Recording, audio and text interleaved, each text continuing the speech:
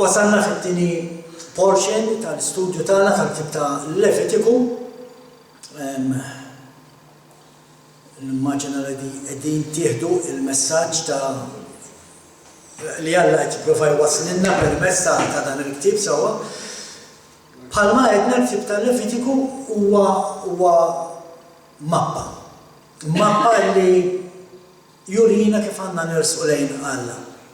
Mappa li turina kif nersqu lejh, kif ngħixu x'irdu nagħmlu biex nkunu nistgħu ngħixu fil-preżenza tiegħu.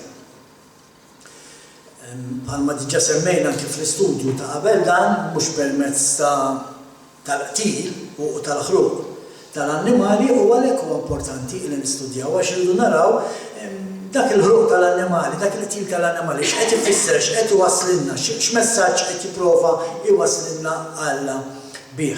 U rridu allura nkunu nafu dawn is-sagrifiċċji lejn x'qed jippuntaw. Xi jsarfu illum? Jekk Alla qed itina mappa biex nersqu lejh. Disgrazzjatament ħafna huma dawk in-nies li meta naslu anke f'dan kapitlu 6, ikunu diġà intilfu ġo din il-mappa.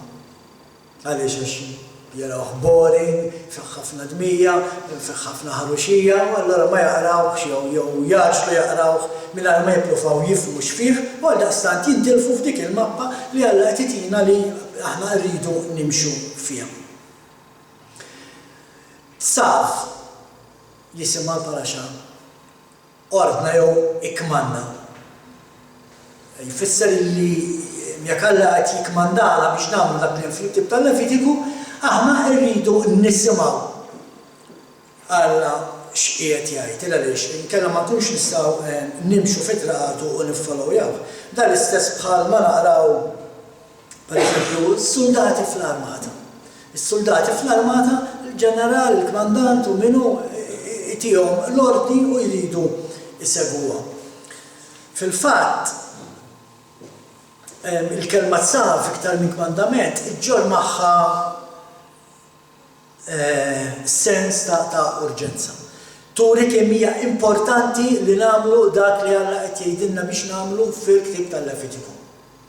Intom li tafu li daw is-sagrifiċċji issa huma relatati mat-talb tagħna jippuntaw għat-talb li aħna nagħmlu ta' kuljum fil-ħajja tagħna u allura qed naraw urġenza kemm importanti illi aħna nqattaw il-ħin fit-talb ma' Alla il-Missier. Dan huwa fil-fatt dak kollu li qed naqraw anki f'din il-paraxa. Nafu bħalma diġà għedna allura sa il-kelma tsaf hija kmand xi ħaġa li nsibu anke fil-Vanġelu ta' Mattew kapitlu 8 fejn naraw dak il-ġeneral u lil Jexua qed jgħidlu għallu jiena wkoll għandi l-awtorità s-soldati tiegħi intihom ordni ngħidlu għamel hekk u jagħmel hekk. U naraw ukoll anke Jexua pereżempju jagħti kmand tsaf, mhux tetsafe issa, tsaf jagħti kmand lil-riħ u lill-baħar. U għax huwa kmand irridu jobduh. Jobduh, ikkalmaw. Nafu li anki x-xjata meta Jexua jtihom kmand jobduh. Jgħidulhom uħorġu u morru ġol ħnieżer. Ħarġu minn ġol bniedem u morru ġol ħnieżer. U meta allura xi ħadd jiġi jiena u jgħid li għax it-ktieb tal-Levitiku m'għadix għalina llum. Dak jurini lili li huwa l-bniedem biss li qed jirrifjuta li jobdi l-istruzzjonijiet ta' Alla. Il-bniedem biss. Alla li x-xemx ta' kmand. Alla itla mas-sebħ. Tobdieħ sal-lum. Felaxija inżel. Ix-xemx għadha tobdi lil-Alla sal-lum. Forsi għadha sa il-bniedem gerf x'għandha moħħax għandawru l-alloġġ b'sija. Forsi titgerfex nara x-xemx. Imma il-kmand li Alla ta' ix-xemx tobdieħ. Il-kmand li Alla ta' lill-qamar, il-qamar jobdieħ. Il-kmand li Alla ta' lis-siġar, lir-riħ, lill-baħar, il-ħut, l-annimali, kollha jobduhom l-ordnijiet li Alla tuhom. Huwa biss il-bniedem li jażel illi ma jismax minn dak li Alla qiegħed jgħidlu. Lura l-ktib tagħna.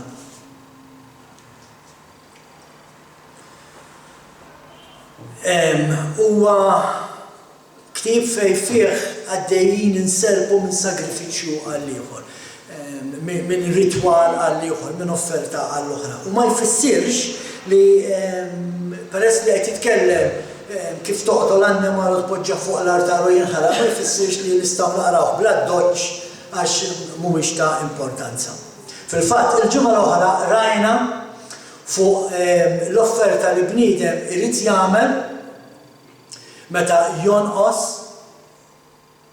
meta jikser it-tora mingħajr ma jaf, meta tinġibidlu l-attenzjoni li tiġi annima li jrid jinħaraq sħiħ. Kollu. Ħadd ma jistgħu biċċa minnu l-qassis l-bniedem li qed iġibu. Naraw ukoll li mhux sempliċiment kien qed jiġi maqtul dan l-annimal. Rrid ukoll jiġi mqaxxar mill-ġilda u rrid ukoll jitqatta' biċċiet. U hekk fejn ħafna warbuh dal-ktieb, ma kien fih ħruxija.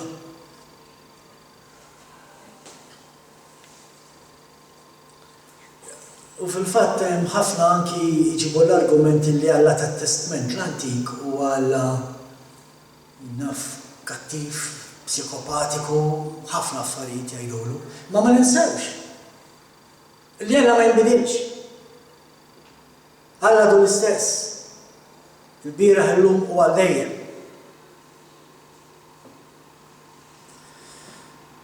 Ma ninsewx li kien Alla stess li għatel dawk iż-żewġ persuni dik il-kopja li bijat l-art u mbagħad lill-Apostlu Pietru gidbidlu fil-prezz biex iżżomm xi ħaġa liha u mietu fuq il-post. Min qatilhom? Pietru? Alla ma jinbidilx. Imma ejja ħanaraw Alla x'qed jgħidilna permezz ta' dawn is-sagrifiċċji kollha għaliex jekk huwa kmand li Alla qed itina rridu nobduh. Il-mistoqsija hija li kif? X'irridu nagħmlu biex nobduh? Meta llum m'hemmx tempju m'għadniex noqtlu dal-annimali, m'għadniex nagħmlu dawn is-sagrifiċċji.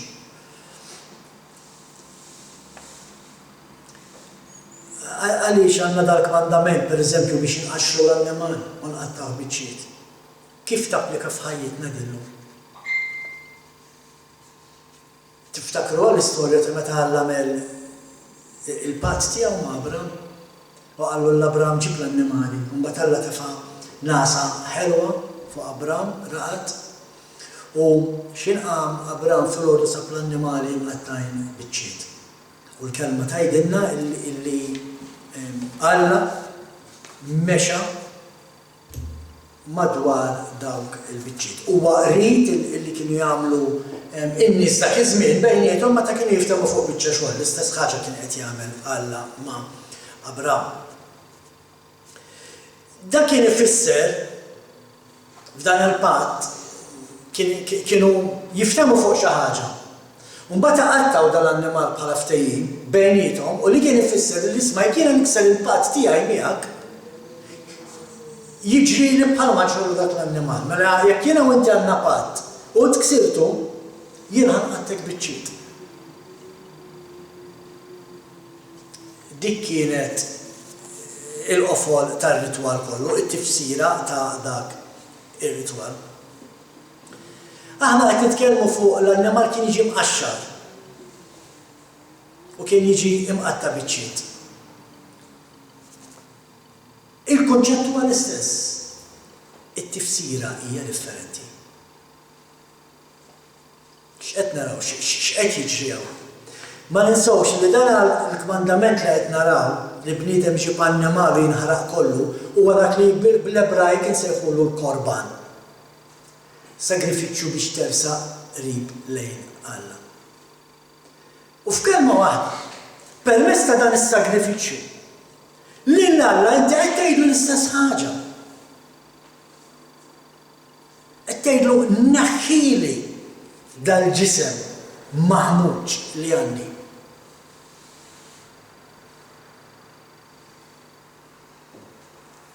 qed ngħidulu għamil l-istess bħal dak l-annimal li qed jiġi imqaxxar mqatta' biċċiet u maħruq.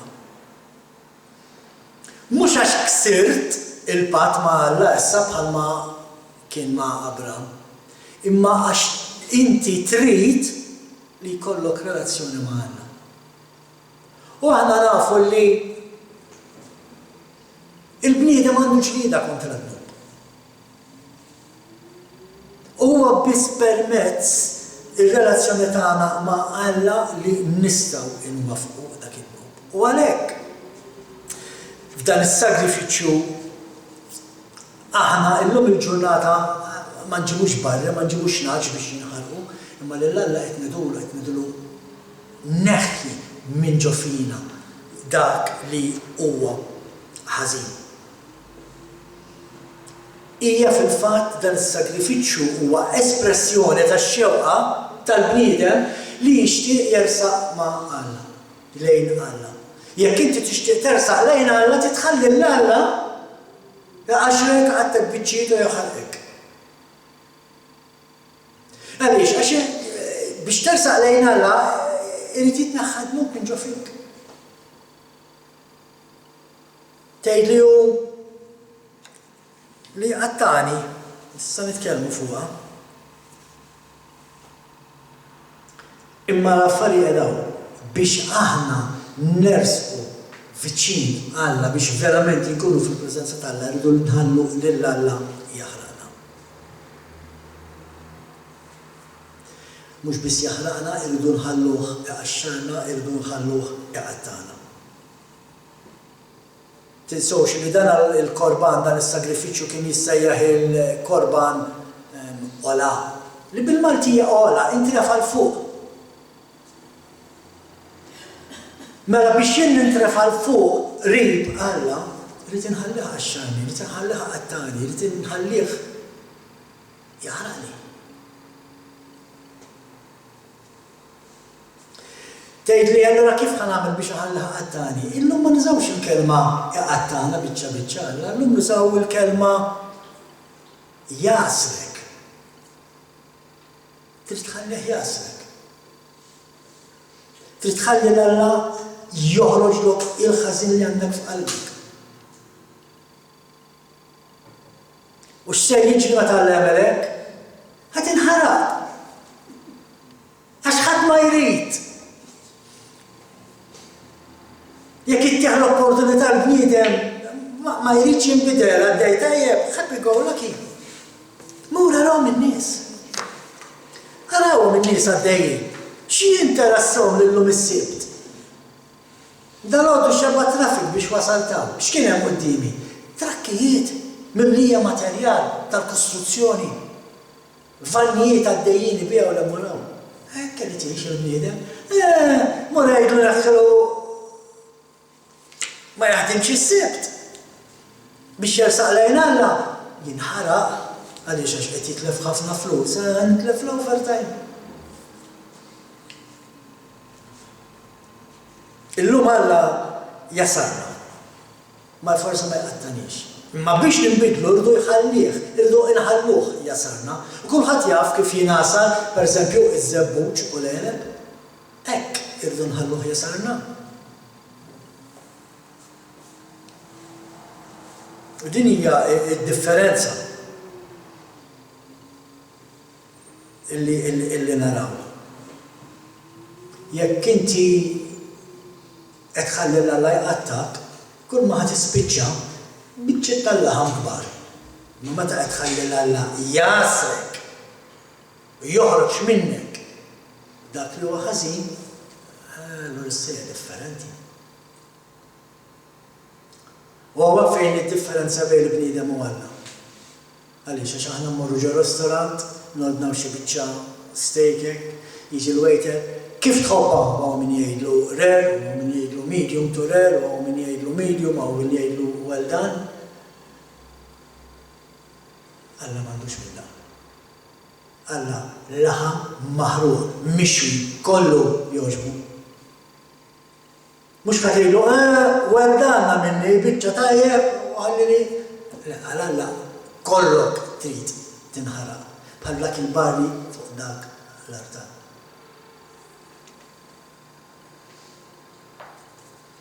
U allura qed naraw kif dan ir-ritwal meta l-bniedem qed iġib l-annimal biex jinħaraq fuq l-artal, qed naraw il-bniedem qed jgħidu lil Alla ibdilni għall-glorja tiegħek. Hija x-xewqa qed nuru lil Alla li għandna x-xewqa li rridu ninbidlu. Inutli bniedem jiġi qgħod jitlob u fl-istess sena qed jgħix ħajja tan-nub, hemmhekk m'intix qed turi r-rieda li verament trid tinbidel, turi li verament trid tinbidel meta tieqaf tagħmel id-nub. U meta tieqaf tagħmel id-nub iva, ħadd tħossok crashed, mafus, masur.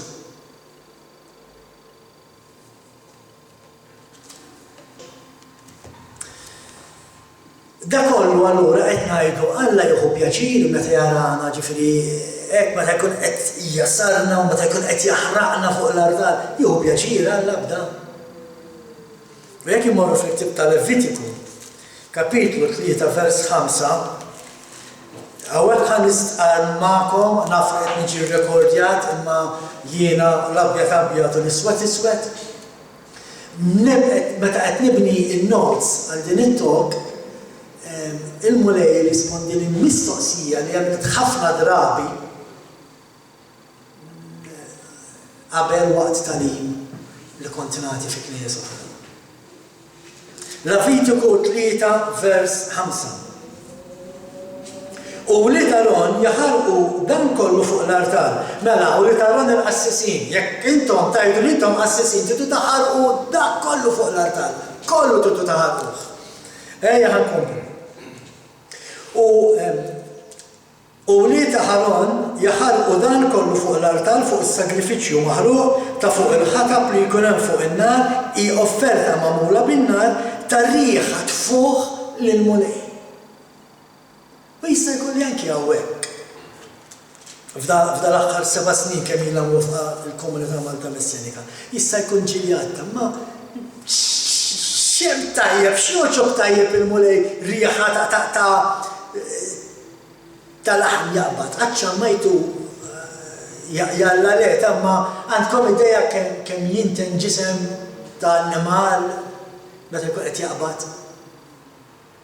Xi pjaċir jieħu ġom mal-mulej? X'fiha sabiħ din riħa?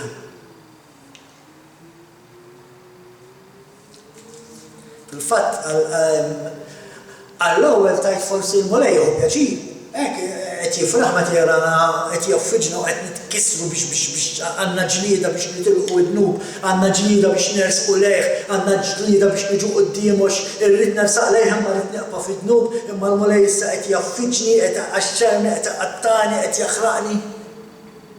Jieħu pjaċir.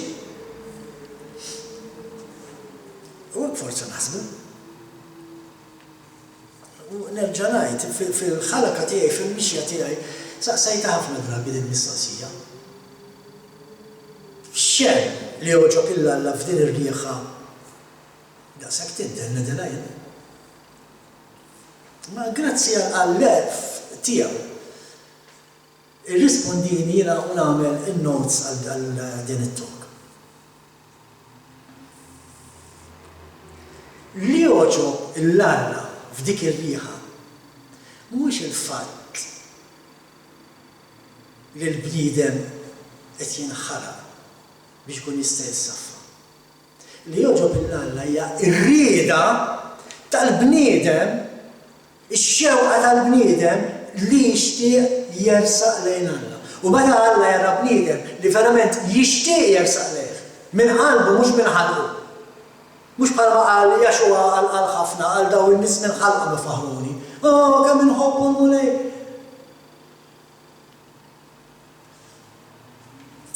Jekk inti verament tħobb il-mulej, tagħmel dak kollu possibbli biex tersaq lejh fil-preżenza tiegħu. U biex tagħmel dan iva tittgħaddi minn dawn l-affarijiet, Alla jrid jaslek. Bħal dak l-annimal fuq l-artal jinħaraq, Alla jrid jaħarqek. Kollok. Ħalli ideja ġirt indoq il-kitarra. Le, kollok tinħaraq. Kien hemm żmien meta kelli minħaraq kolli minħabba l-kitarra jien. Illum, dil-kitarra li għandi warajja, iddoq kanzunetti tal-mulej biss. Din il-kitarra nuża biss biex nfaħħar l-Alla bil-kant. U dak li jogħġbu l-Alla, mhux li jara l-bniedem ibati. Rid nitlaqa l-kitarra minn idejja jien, le. Rid naqaf inkanta, le. U l-mulej kellu jassarni, u l-mulej kellu jaħraqni fuq dak l-artan. Għax kien jaf li qed infittex, żmien twil qed infittex il-preżenza tal-Alla. Stajt nisimgħu l-Alla? Le. Għaliex? Għax il-kitarra kienet qed tittarraxni. Imma meta wasal il-waqt kien hemm bżonn jasarni u jaħraqni, hekk għamel il-mulej. Illum nirringrazzjah. Għax illum kif naqbad il-kitarra u naqbad inkanta naf li qed fil-preżenza tiegħu. Imma biex tasal tkun fil-preżenza tiegħu titħalli l-Alla jaħarqek. U dan hu dak li joġob il-Alla. Ir-rieda tal-bniedem. Iva, Alla ma jħux pjaċir jara jitkisser, ma jħux pjaċir jara il-bniedem għaddej minn dak li għaddi il-ġlida kontinwa li għandu kuljum. Imma ir-rieda li l-bniedem jeleb dik il-ġlieda, Alla toġbu. U dik hija dik ir-rieħa li titlaq quddiem it-tron u Alla jieħu pjaċir biha. Dak iż-żmien kienet ir-rieħa tal-annimal. Għaliex għax il-bniedem ġab dak l-annimal għax ix-xewqa tiegħu hija li jersaq lejn Alla. Illum ma nġibux annimal, illum iktar gravi. Għaliex għax illum rid inġib qalbi.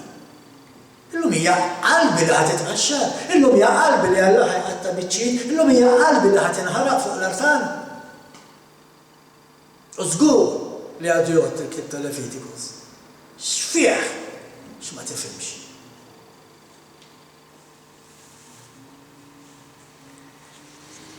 Ma nistgħux nidħlu fil-preżenza tagħna jekk maħniex lesti li nissagrifikaw l-affarijiet tagħna.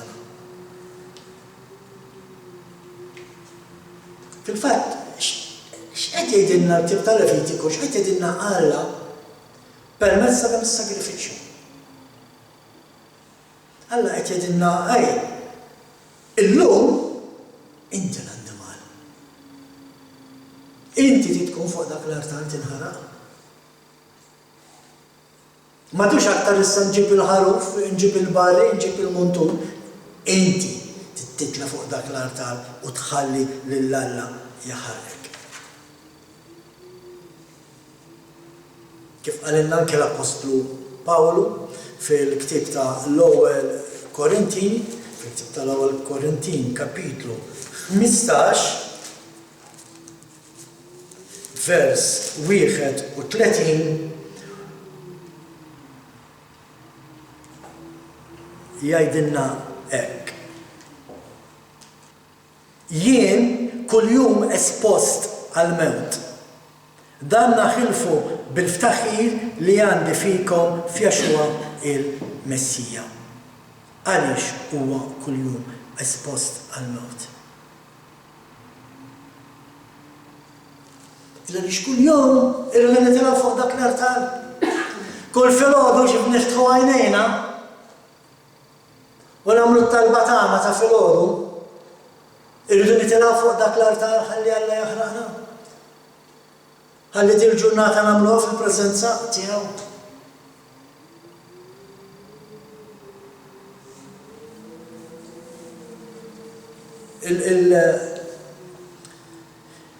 L-offerti s-sagrifiċċji ta' din il-ġimgħa li qed naqraw fil-fatt huma s-sagrifiċċji wieħed mis-sagrifiċċji huma s-sagrifiċċju tal-paċi.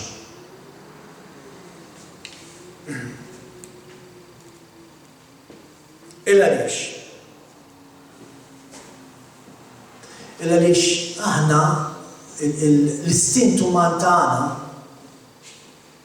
kultant ġielna ma ngħixux fil-paċi ma' xulxin.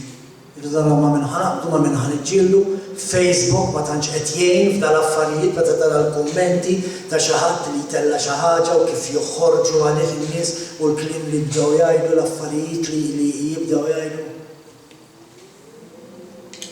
Huwa l-istint tal-bniedem. U biex nifhmu din l-offerta tal-paċi, irridu naraw it-torax qed tgħidilna fuq xi x'għandna nofru. X'għandna nofru. Pereżempju jekk immorru fit-tib tal-Levitiku kapitlu 7 vers 2 insibu sagrifiċċju ieħor, Levitiku 7 vers 2 fejn jgħidilna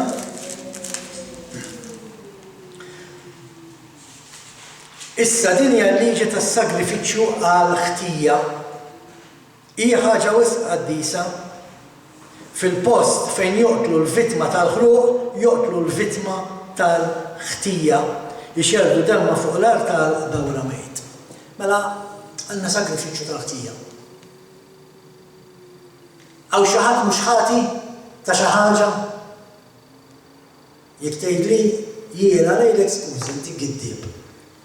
Illa li xalla biss qatt ma għamel xejn ħażin. Kollha ħatja ta' xi ħaġa. Mela kollha rridu nġibuh dan is-sagrifiċċju.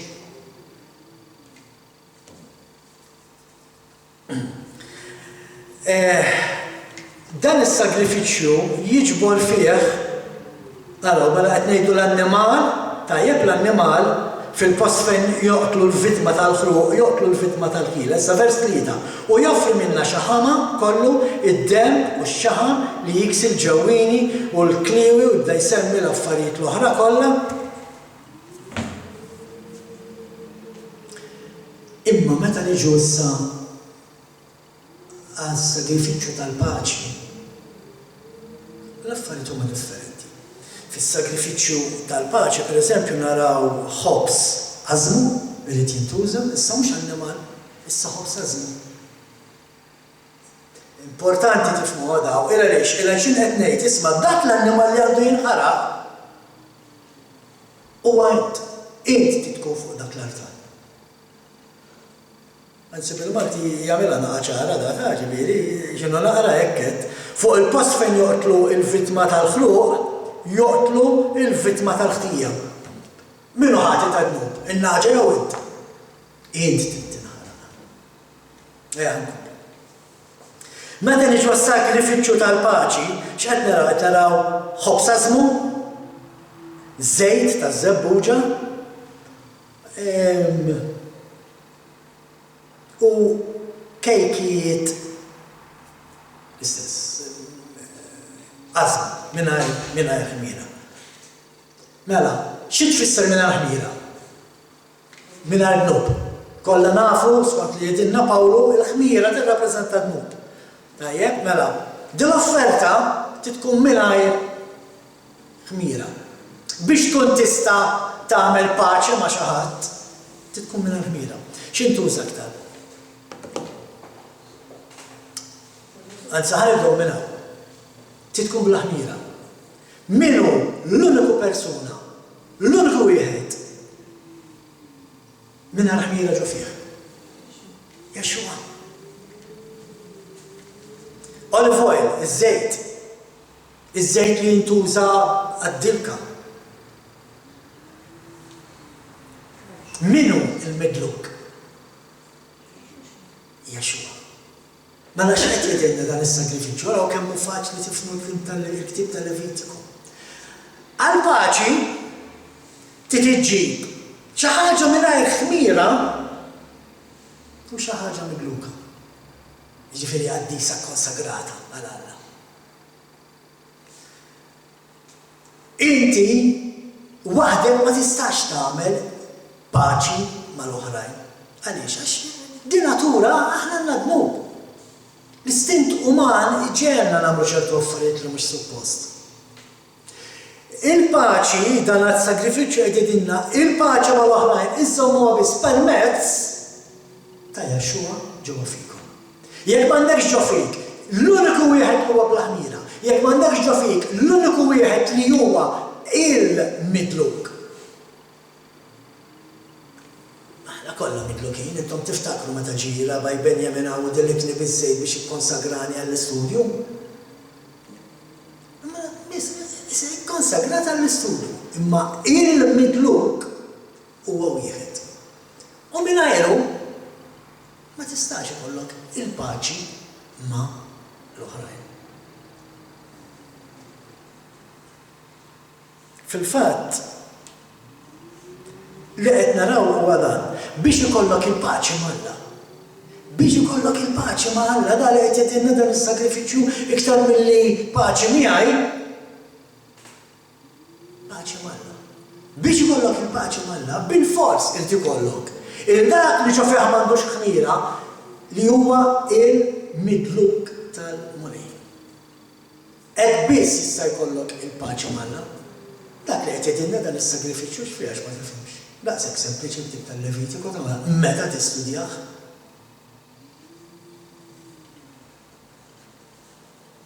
Fil-fatt din jgħidilna anke l-Apostlu Pawlu fil-ktieb tar-Rumani, jekk immorru fil-ktieb tar-Rumani, kapitlu 5, vers 1, għalhekk billi konna ġustifikati bil-fidi għandna slim ma' Alla permezz ta' Sidna Jexxua il-Messija.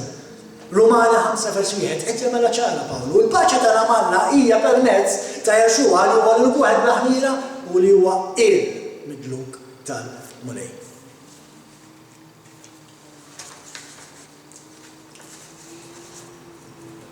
Xawl, l-Apostlu Pawlu, meta kien qed jikteb dan il-vers, tafu x'kallu f'moħħu?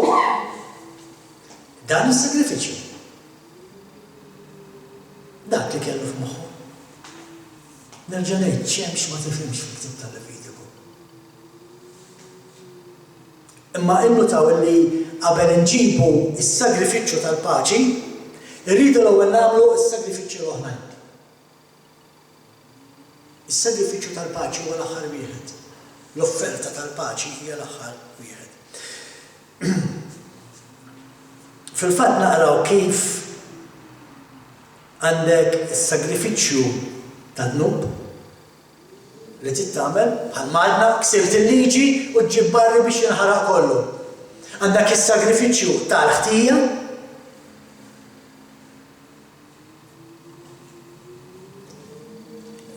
daw, issa ħanejda bil-maqlub, daw jieħdu priorità fuq is-sagrifiċċju tal-paċi. Għaliex? Għaliex inti ma tistax tiġi toffri sagrifiċċju biex tkun paċi ma' Alla jekk għad għandek id-dnub ġo qalbek. Mela l-ewwel tittamel is-sagrifiċċju fejn jinħaraq l-annimal, l-ewwel titħalli l-Alla jaħarqek. U hemm is-sagrifiċċju tal-ħtija tittammetti li inti ħażin. Mhux sempliċement tammetti tiġġieled il-ġlieda biex tieqaf tkun ħażin. Hemmhekk biss tista' mbagħad iġġib is-sagrifiċċju tal-paċi. Ma tistax tkun paċi ma' Alla jekk inti għadek qed tgħix fid-dnub jekk id-dnub ma tix titilqu.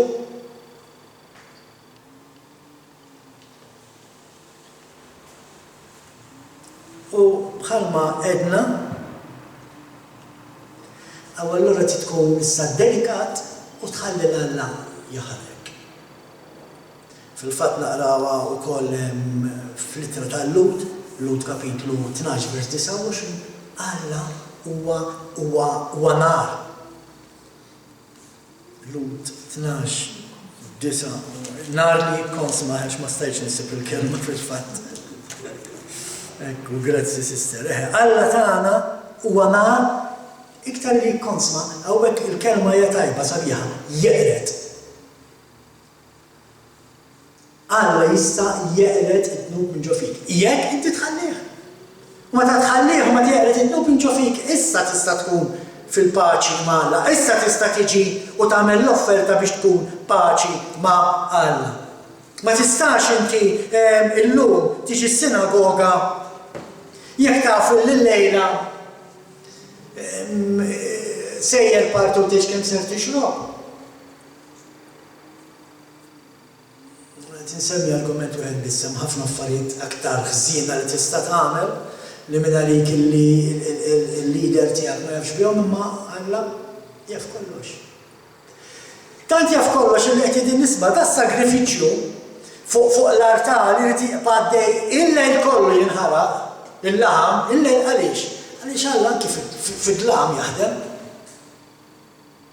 Inti kapaċi tagħmel id-dnub tiegħek fid-dlam għax ma qed jarak ħadd. Ma Alla qed jarak.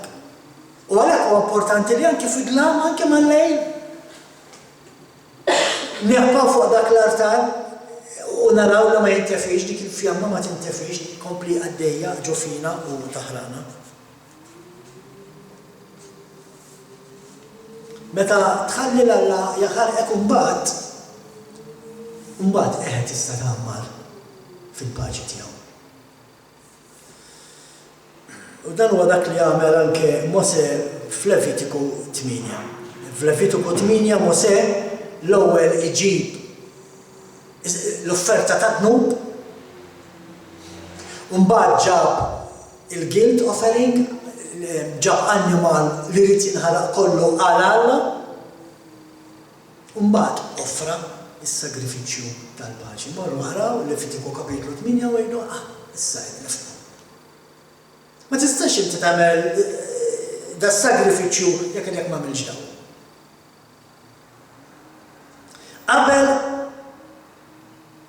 Qabel tkun kapaċi li tersaq viċin ta' Alla u tesperjenza l-fidi tiegħu, trid l-ewwel naħħi dawk l-ostakoli li għandek f'ħajtek. Għalhekk trid toffri dawk is-sagrifiċċji. Naħki l-ostakoli u mbagħad tista' tasal biex tagħmel is-sagrifiċċju u tgħix fil-paċi ma' Alla. Għaliex għax is-sagrifiċċju tad-dnub, pereżempju, jurina kemm aħna nies żiena. Kemm aħna ħatja ta' dnubiet tagħna. Il-sagrifiċċju tal-ħluq jurina n-nies ma rridu nċedu kollox. Kollox.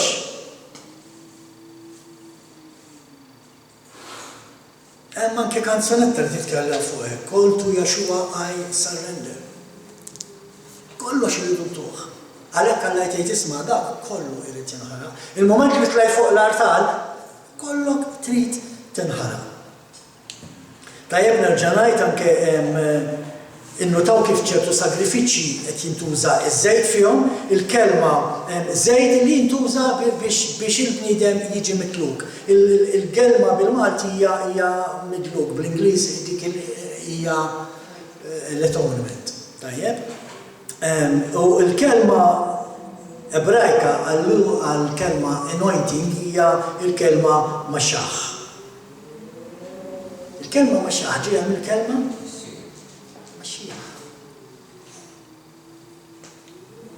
u għalhekk nerġa' ngħid, jurina l-użu taż-żejt fis-sagrifiċċji fl-offerti jurina l-importanza ta' Jaxua f'ħajjitna. Għaliex? Għax Jaxua huwa il-Messija. Għaliex Mose pereżempju xellet id-dem 7 darbiet madwar l-artal? Għaliex? Għax jirrappreżentaw is-7 spirti li Jaxua kien midluk bihom. U dan sibuh fil-ktieb ta' Isaija. Isaija kapitlu 11, vers 2.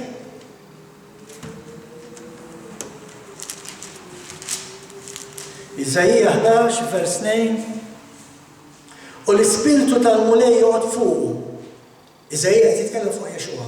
L-ispirtu tal-erf, l-ispirtu tad-den, l-ispirtu tal-fema, l-ispirtu tal-qawwa, l-ispirtu tal-arfa, l-ispirtu tal-biża' tal-mulej u l-ispirtu tal-Alla. 7 spirti. Għalhekk dilek l-artal. Għalhekk qalbek titiddawwara b'dawk is-7 spirti, qalbek hija dak l-artal.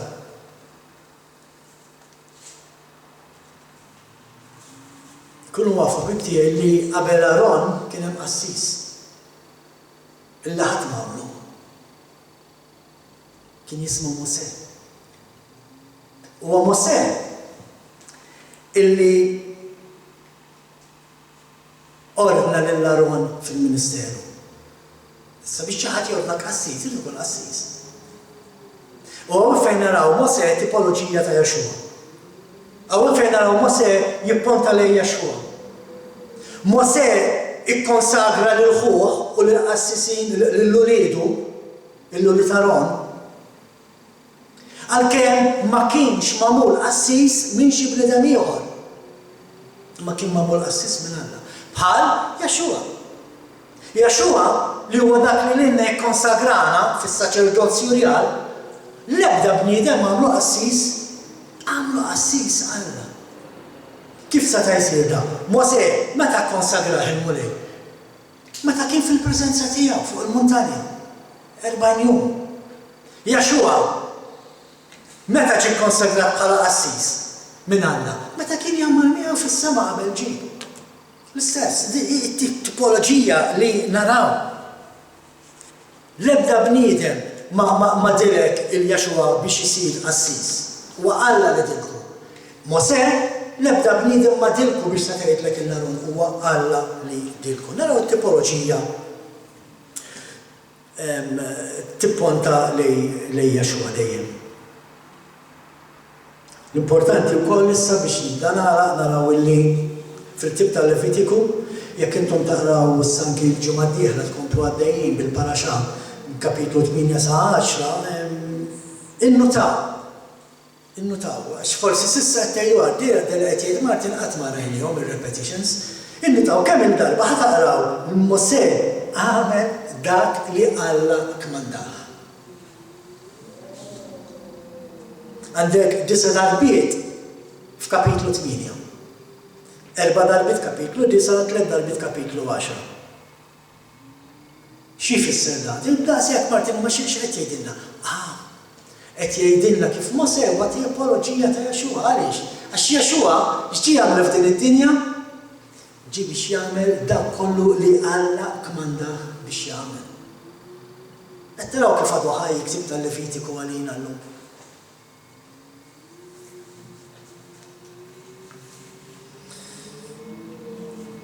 Nerġa' ngħid il-fatt ma tistax inti tirċievi d-dilka jekk inti taħseb li tibqa' tgħix fit-tnub, sakemm inti m'intix lest li titla' fuq dak l-artalu tħalli l-Alla jaħarrek, tħalli l-Alla jagħmlek kreatura ġdida, inti ma tista' qatt tirċievi din id-dilka. Għalhekk ħabib tiegħi jekk inti forsi tħossok il-bogħod minn Alla u tixtieq tersaq lejh, aħna qed nistidnuk hawnhekk tiġi tingħaqad mal-komunità tagħna iktar minn komunità. Aħna familja żgħira, kull nhar tas-Sibt nobdu l-kmandament, niġu nistudjaw il-kelma tagħna, niġu nfaqru l-Alla bil-kant u bit-talb. Nafu li Alla qiegħed fostna x'dan huwa l-iskop tal-kmandament li niltaqgħu s-Sibt għax Alla jażel li jinżel fostna, għaldaqstant jekk inti tixtieq li forsi nejlu iktar saqlin il-mulej, nħeġġek sabiex tagħmel kuntatt miegħi u flimkien nimxu din il-mixja li Alla poġġina fiha. Allum ħalifqu hawn ejja nqumu għall-barka ta' Aron.